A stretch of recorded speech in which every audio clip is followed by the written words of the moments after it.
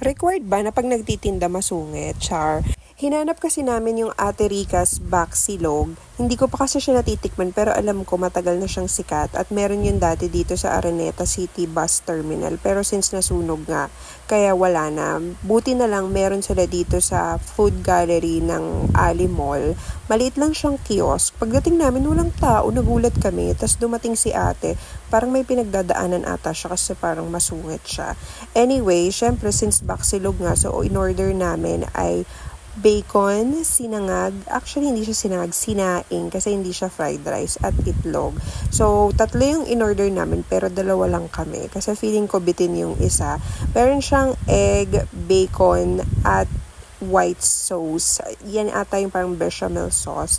Kung gusto nyo ng mabilisan, nakakabusog at lamang tiyan, I would say pwede na to for only 86 pesos. Hindi na masama, busog.